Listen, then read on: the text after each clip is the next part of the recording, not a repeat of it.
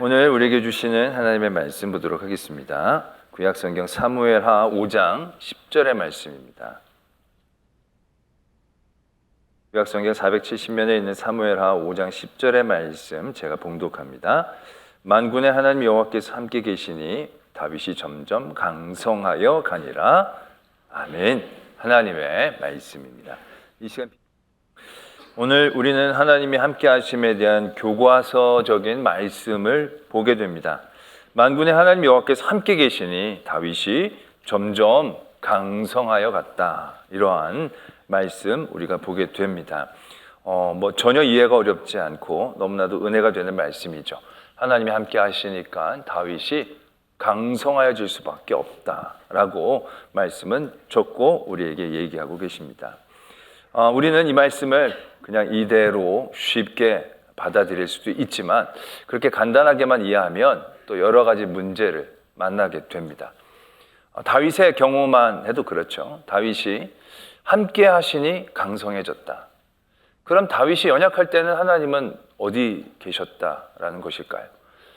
강할 때만 하나님이 다윗의 옆에 계셨던 것은 아니다라는 얘기입니다. 다윗이 점점 약해질 때, 점점 억울해질 때, 점점 쫓겨나서 그의 삶이 미궁으로 빠져들 때도 하나님은 함께 하셨다라는 것입니다. 강할 때만 함께 하시고 함께 하시니까 강해졌다라는 도식에 우리가 갇혀지면 우리가 다양한 삶의 자리에서 하나님의 역사를 이해할 수가 없게 되는 거죠. 그러면서 우리도 뭔가 잘 될 때는 하나님이 함께 하시는구나라고 고백할 수 있지만 뭔가 우리 삶에 대해서 잘못되어지면 꼭 이렇게 생각하잖아요. 하나님이 나와 함께 하시지 않는가? 하나님이 함께 하시지 않는 모든 삶의 자리에서는 다 어렵고 힘든가요? 아니요. 하나님이 함께 하시지 않지만 강한 사람들이 있어요.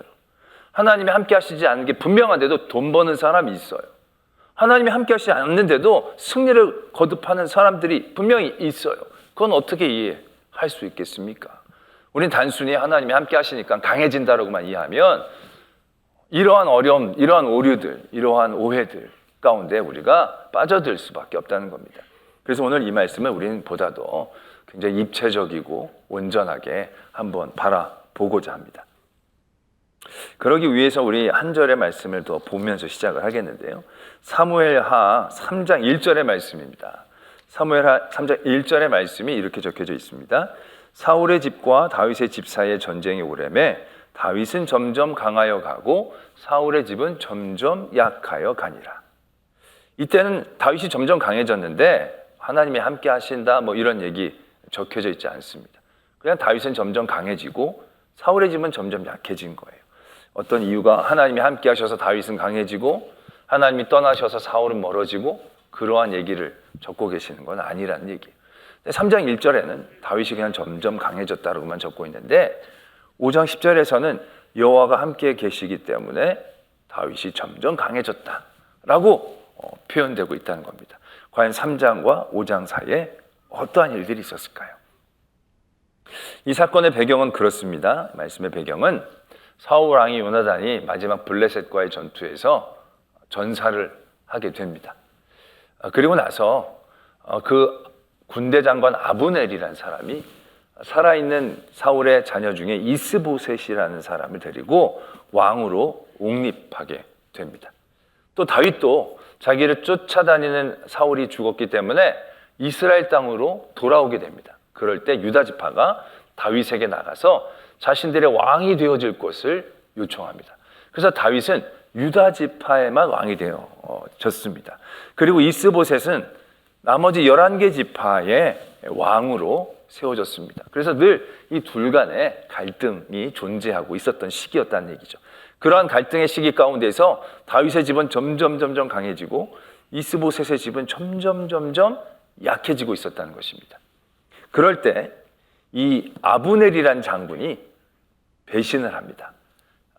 이스보셋을 자기가 왕으로 세웠는데 둘의 관계가 틀어지면서 아브넬이 다윗에게 사자를 보내 이렇게 얘기합니다.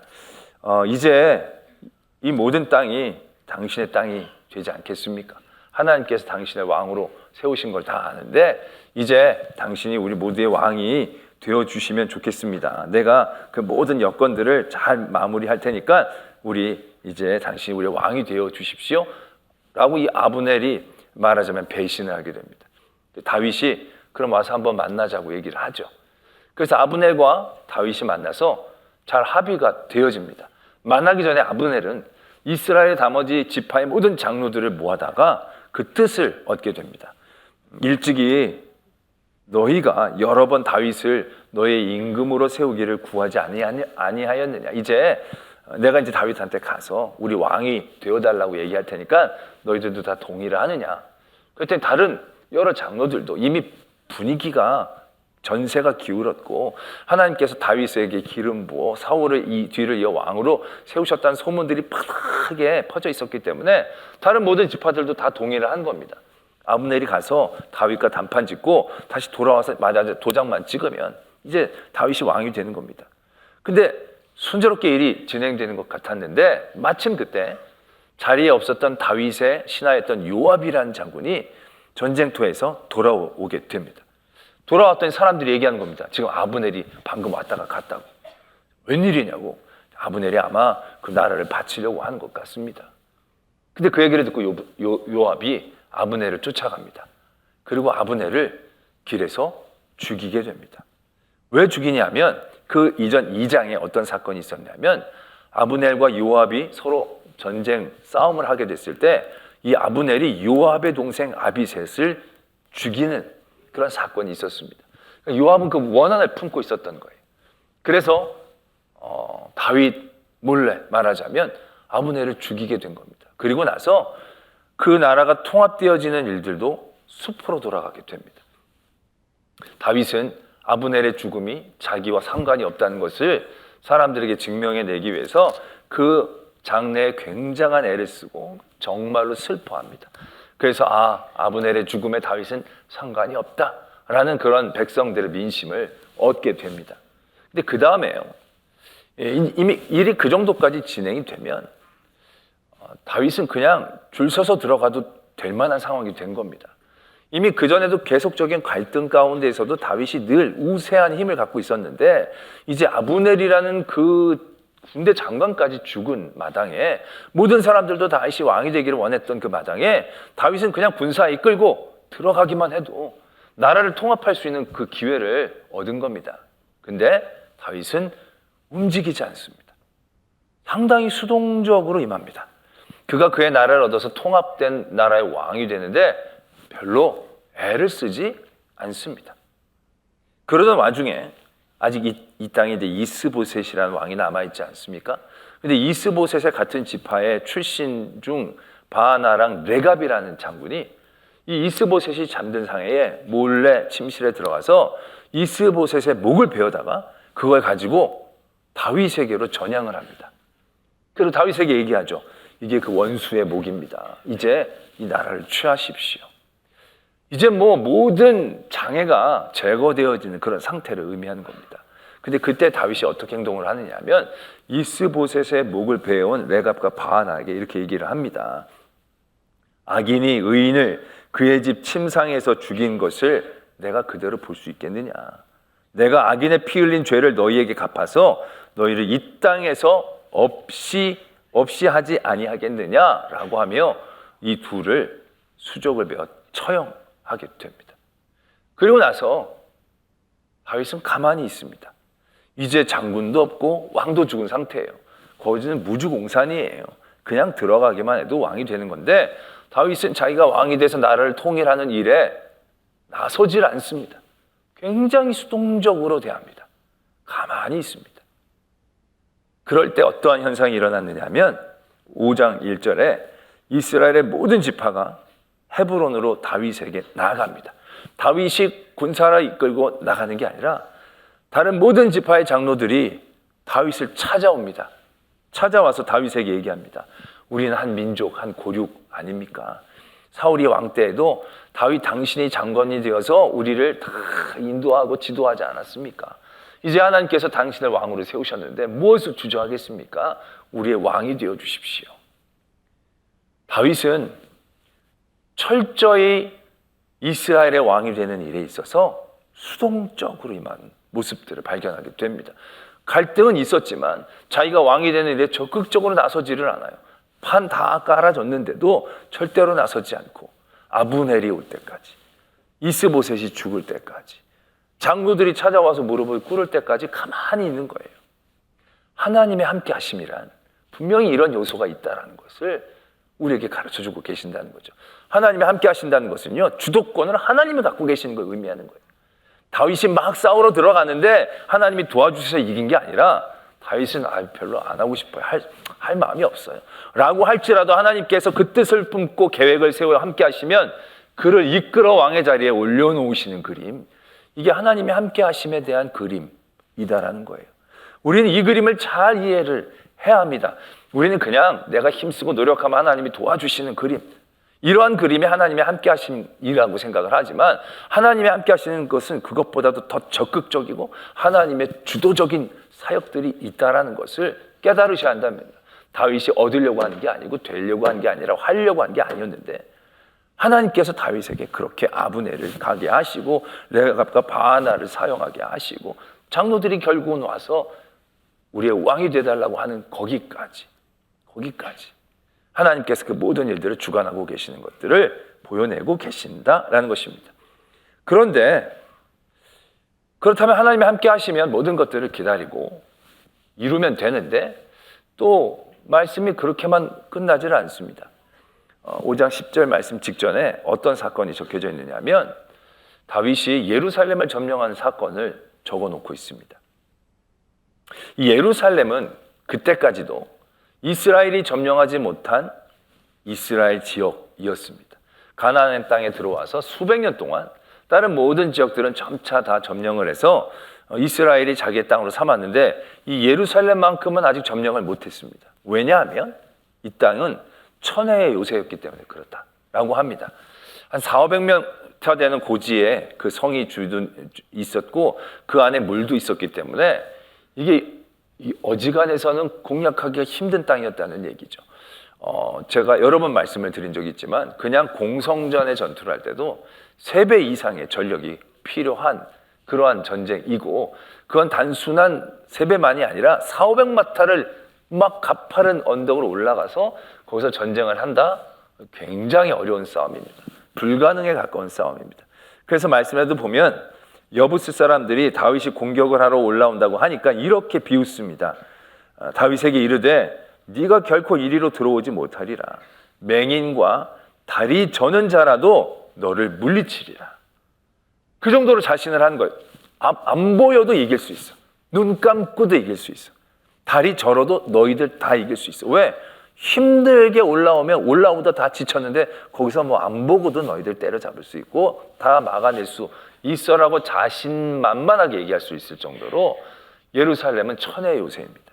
근데 그 성을 그가 통합 왕이 된 다음에 첫 번째 전투지로 삼는 것입니다. 이건 굉장한 위험 부담률이 있는 싸움입니다. 처음에 왕이 돼서 첫 전투에서 실패한다? 굉장히 그의 통치력에 영향을 줄 수 있는 사건이 될 겁니다. 그러니까 좀 이길 만한, 사람들이 좋아할 만한 그러한 전투 지역을 정치적으로 전략적으로 삼을 수 있을 터인데 다윗은 굉장히 적극적으로, 하나님이 이거 점령하라고 시키신 것도 아니에요. 그런데 이 성을 그가 택하고 첫 번째 전투로 삼았다라는 것입니다. 굉장히 적극적으로 그 예루살렘, 유일하게 점령하지 못한 그 땅을 점령해서 하나님의 말씀을 온전히 이루려고 하는데 굉장히 적극적으로 임하는 것을 오늘 우리는 발견하게 됩니다. 하나님이 함께 하시는 것, 어떻게 생각해 보면 가만히 있어도 감이 떨어질 때까지 기다려요. 그런 모습처럼 이해될 수도 있습니다. 근데 그런 것만은 아니라는 거예요. 오늘 보면 진짜 나무 뿌리를 흔들어 뽑는 것 같은 적극적인 모습으로 다윗이 또 나가는 것을 우리는 발견하게 되어진다는 거죠. 그런 모습이 합쳐져서 5장 10절에 만군의 하나님 여호와께서 함께 계시니 다윗이 점점 강해졌다 라고 말씀하고 계신다는 것입니다.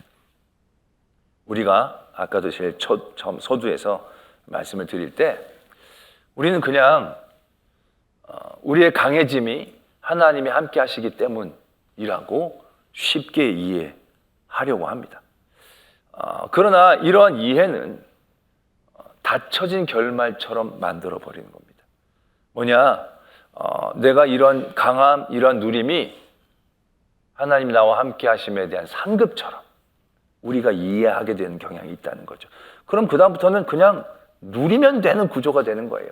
하나님 함께 하셔서 내게 준 거니까 내가 먹고 마시면 되겠다라고 생각하는 그런 구조가 되어버리는 겁니다. 근데 그 얘기를 하고자 하심이 아니다라는 겁니다.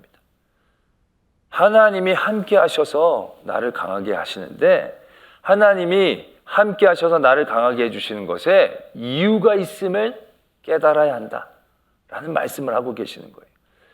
그렇기 때문에 그가 여러 이루어지는 모든 것들이 내 공로, 내 의지가 아니라 전적인 하나님의 주관과 역사하심 가운데 있음을 이해하는 전 단계가 필요한 거고요. 그 단계가 이해가 제대로 되면 그 다음에는 그 어떤 일보다도 적극적으로 나설 수 있는 이유가 생겨나게 되어지는 구조를 말하고 있는 것입니다. 쉽게 풀어서 말씀을 드리자면 이 다음에 어떤 일들이 일어나느냐 하면 11절에 두로 왕이 사신들과 목재와 석재와 기술자들을 다윗에게 보내서 다윗의 집을 지어줍니다. 궁궐을 지어줍니다. 다윗이 하라고 협박한 것도 아니고요, 돈을 내서 지불한 것도 아닌데 이 두로 왕 히람이 그렇게 자발적으로 하는 거예요. 그건 무엇을 의미하는 것입니까? 이 다윗이 두렴 이상의 존재로 그 지역에서 명망을 얻고 있다는 얘기예요. 자기가 자발적으로 그렇게 막 지어주고 싶어하는 마음을 이 두로의 왕이 갖고 있었다는 거예요. 그 일들을 경험한 다음에 다윗이 어떻게 고백을 하느냐 하면 12절이 중요한데요, 12절이 이렇게 고백하고 있습니다. 다윗이 여호와께서 자기를 세우사 이스라엘 왕으로 삼으신 것과 그의 백성 이스라엘을 위하여 그 나라를 높이신 것을 알았더라. 두로 왕이 자기도 원하지도 않는데 막 집을 지어주면 대부분의 사람들이 뿌듯하게 생각하겠죠. 흐뭇하게 생각할 겁니다. 와, 이제 옛날에 내가 아니야.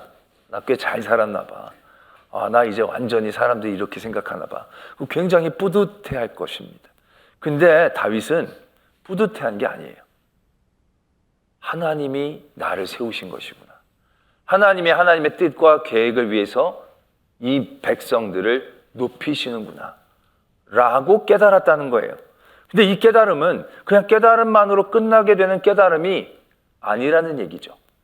무슨 뜻입니까? 내가 잘해서 받은 게 아니라 하나님이 뜻과 계획이 있어서 나를 이 자리에 세우셨기 때문에 이제는 내가 무엇을 해야 할까에 대한 부담감, 거룩한 부담감을 갖게 되어지는 것을 의미한다는 것입니다. 그래서 말씀을 보면 그 다음에 다윗이 한 게 뭐냐? 성궤를 자신의 성으로 모셔옵니다. 그 전까지는 성궤는 아무 데나 있었어요.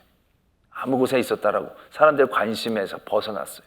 그런데 이 다윗은 그 성궤에 대한 관심을 갖습니다. 왜? 하나님께서 나를 왕으로 세우시고 나에게 이 좋은 예루살렘 성이란 성을 주셨는데 이거 왜 주셨을까? 하나님이 나를 왜 여기에 인도해 주셨을까를 생각하고 깨닫게 되니까 하나님의 궤를 다시 모셔와야겠다, 정성껏 모셔와야겠다라는 적극성이 생기게 되는 겁니다. 하나님이 저 성 주시겠지, 주실 때까지 기다리는 이런 게 아니라는 거예요. 하나님의 궤를 알아서 이쪽으로 흘려보내 주시겠지, 이런 게 아니라는 거예요. 내가 이미 받은 은혜, 하나님이 내게 주신 이 강함이 과연 어느 이유에서 내게 주어진가에 대한 생각들을 끊임없이 할 때 그렇게 생각이 나가게 되는 거죠. 그래서 성궤를 모셔옵니다. 근데 첫 번째 모셔오는데 실패를 하죠. 우사가 잘못을 저질러서 그 성궤가 그냥 오벳 에돔의 집으로 다시 들어가게 됩니다.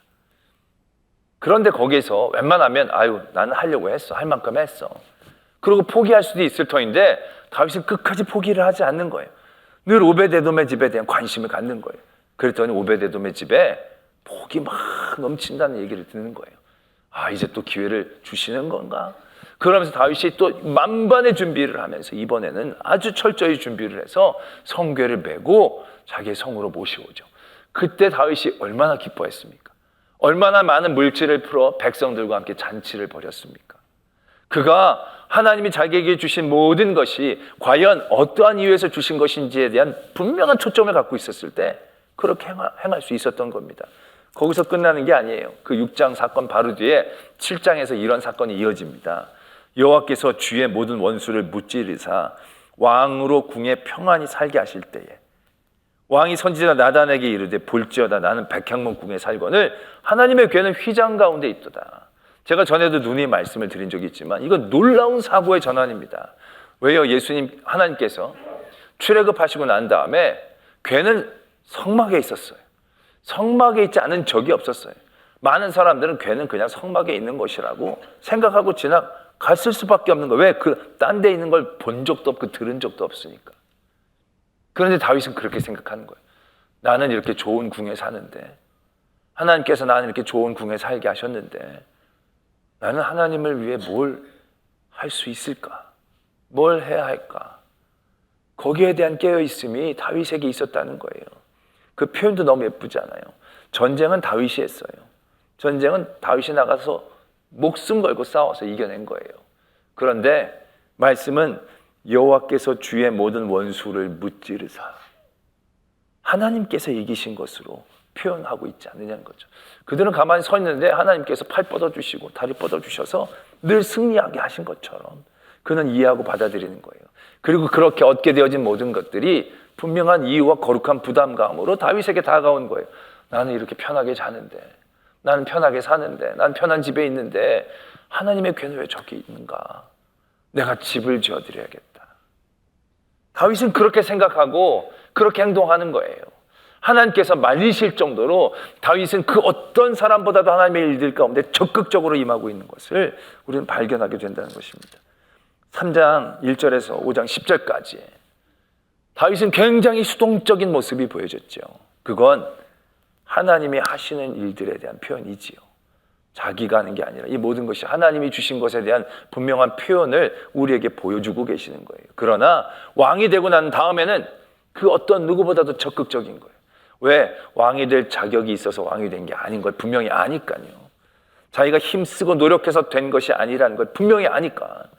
그럼에도 불구하고 내가 이렇게 강해지고 내가 이렇게 물질을 누리고 내가 이렇게 나라의 왕이 됐으면 이제 내가 뭘 할까? 여태까지 사람들이 하지 못했던 것, 피했던 것, 두려워했던 것, 그러나 하나님이 원하시는 것, 그 일들을 바라보며 그 어떤 사람보다도 적극적으로 나서고 있는 다윗의 모습까지 적혀 있을 때 여호와가 함께 하심으로 다윗이 점점 강성해졌다라는 말씀이 선포될 수 있는 것입니다. 약해질 때 하나님이 안 계시는 게 아니에요. 다윗이 약할 때도 하나님이 함께 하셨어요. 그러나 약할 때도 하나님은 함께 하시며 하나님의 계획 가운데 그를 훈련시키시고 연단시키신 거예요. 하나님이 계심과 안 계심이 우리의 삶의 상태로 증거되고 증명되는 것은 아니에요. 정비례하는 게 아니에요. 내가 잘 되면 하나님이 함께 하시고 내가 못 되면 안 함께 하시고 그 그름이 아니에요. 우리가 안 되든 못 되든 하나님은 늘 우리와 함께 하시는 거예요. 근데 중요한 건 우리가 하나님이 함께 하심으로 점점 강하여질 때, 하나님이 함께 하심으로 내가 무엇인가를 더 얻어나가고 있을 때, 내가 누리고 있을 때 그 자리에 대한 분명한 이해가 그게 함께 하심에 대한 건강함이라는 얘기죠. 다윗은 그걸 분명히 깨닫고 있었어요. 여호와께서 나를 강하게 하시는 이유가 뭔가? 여호와께서 나로 일어서게 하시는 이유는 뭔가?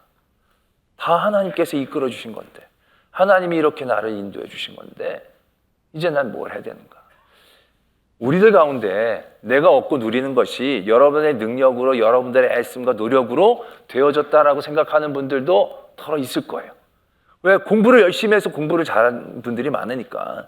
그래서 성적이 잘 나오면 내가 공부를 많이 열심히 해서 공부를 잘한 줄로 알아요. 안 하면 잘할 수는 없지만, 그런데 분명한 건 다 열심히 한다고 다 성적이 오르나요? 그렇지 않아요. 다 열심히 해서 성적이 오르면 안 열심히 할 사람은 없을 거예요. 해도 안 되니까 안 열심히 하는 거예요. 내 경험으로는 그런 것 같아요. 정말 어떤 애는 정말 너무너무 눈물나게 열심히 공부를 해요. 그런데 성적이 눈물나게 안 올라요. 내가 너무 안타까울 정도로 학창시절을 보면 쟤는 꼭 올라야 됩니다라고 얘기하는데 진짜 안 오르는 애들이 있어요. 이게 다 한다고 되는 게 아니에요. 또 한다고 할 수 있는 것도 아니에요. 제가 예전에 한번 우리 고등학교 3학년 때 우리 반 전교 1등 하는 친구 얘기를 해드렸는데 걔는 정말로 한마디도 안 해요. 걔 목소리를 들어본 적이 없어요. 오면 진짜 하루 종일 공부만 해요. 그래서 개를 도전받고 고3 때 개 따라한 애들이 너무너무 많았어요. 그런데 한 달 이상 따라한 애들은 아무도 없어요. 못해요, 못해. 한다고 하는 것도 하나님의 은혜예요. 한다고 다 되는 것도 아니에요. 그리고 제가 말씀드렸잖아요. 그 친구 전국에서 10등 안에 들었는데 시험 볼 때 한 과목을 밀어 쓴 거예요. 그래가지고 완전히 망쳐서 연대 법대를 갔나? 그때 그랬었어요. 완전히 망쳐서 그때 간 거예요. 근데 다들 재수하라 그랬어요. 근데 그 친구가 그러는 거예요. 이 노력으로 고시를 공부하겠다고. 힘들어서 못한다는 거예요. 한다고 다 되는 게 아니에요. 하게 하시는 것도 하나님의 은혜인 거예요. 운동한다고 다 건강해지나요? 아니에요. 어떤 분들은 운동하다 다쳐서 덜 건강해지는 분들도 많아요. 안 먹는다고 다 살 빠지나요? 희한해요. 안 먹는데도 안 빠지는 분들이 있어요. 사람들은 그렇게 할 줄 아는 사람들 다 얘기해줘. 해 하면 돼. 자기가 하면 된 거 자기가 한 것처럼 생각하는 건 그게 얼마나 편협스러운 생각인지 알아야 돼요. 그게 은혜인데 하게 할 마음도 주시고 했더니 하게 된 것도 하나님의 은혜인 건데 그 모든 것이 얼마나 수동적으로 내게 주신 나는 수동태예요. 아무것도 한 게 없고 하나님이 마음 주시고 이끌어 주시고 그 자리까지 날 이끌어 주셨는데 중요한 건 그게 내 상급이 아니라는 얘기예요. 결과물이 아니라는 거예요. 하나님의 계획과 섭리와 이유가 있다는 것이죠. 그럼 그때부터는 내게 공부할 마음도 주셨고 공부를 잘해서 여기까지 오게 왜 하셨는가? 이러한 물음들이 생겨날 수밖에 없는 구조가 되잖아요. 아무것도 아닌 나를 왕으로 세워주셨네. 감사하네. 왕 열심히 살아. 이게 아니잖아요. 다윗은. 아무것도 아닌 나를 왕으로 세워주셨는데 왜 나를 왕으로 세워주셨는가? 이게 하나님의 함께 하심에 대한 지극히 건강하고 바른 방향의 깨달음인 거예요. 여러분들이 지금 없는 것도 있겠지만 분명히 있는 것도 있어요. 다 없는 사람들은 정말로 많지 않아요. 그러나 내게 주신 그 강함이 있다면 우리는 그 강함이 나의 공로와 나의 결과물로 이해하면 안 된다는 거예요. 하나님께서 그걸 그렇게 이끌어 주신 이유를 생각해야 된다는 거죠. 왜 나를 왕으로 세우셨는가? 왜 나를 건강하게 하셨는가?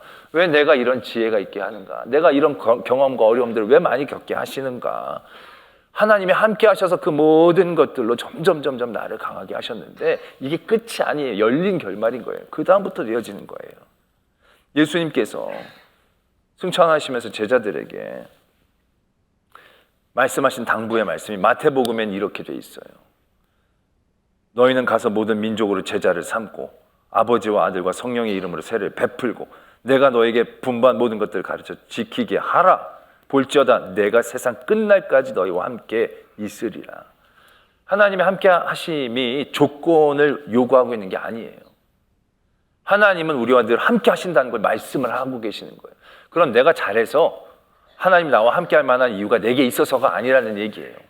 이제 내가 할 일이 있어서 하나님이 함께 하시는 거예요. 그렇잖아요. 하나님이 끝날까지 왜 우리와 함께 하셔요? 우리가 잘해서 아니에요. 잘하라고. 가르쳐 지키게 한 모든 것들을 가르치고 전하고 세례를 베풀게 하라고. 사도행전 1장에도 그렇게 적고 있잖아요. 성령이 너에게 임하시면 너희가 권능을 받고 내 증인이 되라고 얘기하시는 거예요. 내 증인이 되면 너희들이 성령을 받고 권능을 받을 거야. 그런 내가 성령을 받고 영적인 능력이 있는 게 내 상급이 될 수 있겠죠. 그러나 내가 영적인 능력이 있고 권능이 있는 건 상급이 아니에요. 거룩한 의무죠. 거룩한 의무예요. 내게 권능을 주신 이유에 대한 생각을 그 다음부터 우리가 해야 하나님이 우리와 함께 하신다는 것에 대한 바른 깨달음, 하나님 내게 권능을 주시고 능력을 주신 바른 깨달음이 되어진다는 것을 우리에게 말씀하고 계신다라는 것입니다. 우리의 누리는 모든 것들은 수동태예요. 여러분들이 지금 편하게 앉아서 예배를 드리시고 있는 분 중에 우리 교회 건축하고 나서부터 오신 분들은 한마디도 하면 안 돼요. 건축 헌금 한 번도 안 내고 여기 앉아서 예배 드리신 분들은 엄청난 수동태예요. 그 이런 데서 예배 받고 예배 드리고 은혜 받고 그럼 어떻게 되겠어요? 한량없는 은혜를 느껴야 되잖아요. 내가 교회에 짓지도 않고 건축 헌금도 안 내고 와서 이걸 그대로 여러분들은 일명 세상 말로 무임승차라고 얘기하잖아요. 그럼 내가 먹고 이렇게 안 된다라는 거죠. 이 은혜를 받았으면 내가 뭔가 이 교회 앞으로 뭘 위해서 더 해야 하지 않겠나 라는 깨달음이 하나님의 함께 하심에 대한 바른 이해인 거예요.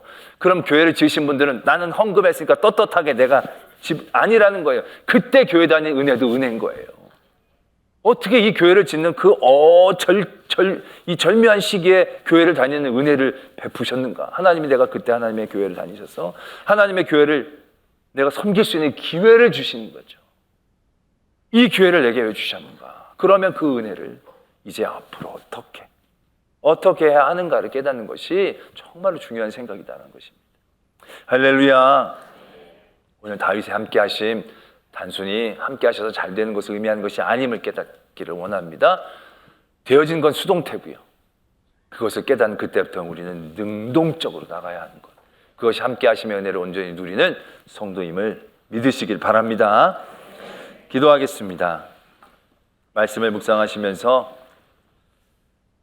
하나님이 나와 함께 하셔서 내게 주신 이 강함, 하나님이 지금까지 인도해 주신 것임을 깨닫고 이제 내가 하나님 내게 주신 것으로 무엇을 해야 합니까?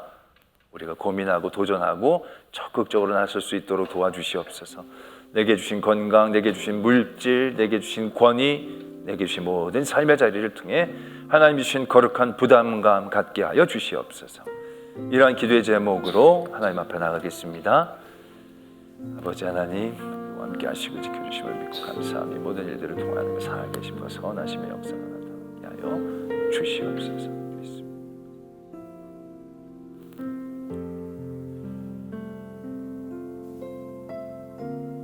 지금까지 지내온 모든 것이 하나님의 은혜임을 고백하면서도 나는 지금의 것을 누릴 수 있는 자격이 있음, 그 모든 일에 나의 지분이 있음을 생각하는 교만과 어리석음 가운데 있지는 않는지 우리를 바라보게 하시며 모든 것이 하나님이 주신 것임을 다시금 고백할 때에 하나님의 교회와 성전을 꿈꿀 수 있었던 다윗처럼 하나님의 일들을 향하여 나갈 수 있는 저희들 되게 하여 주시옵소서. 있사오며 예수 그리스도의 이름으로 기도드립니다. 아멘.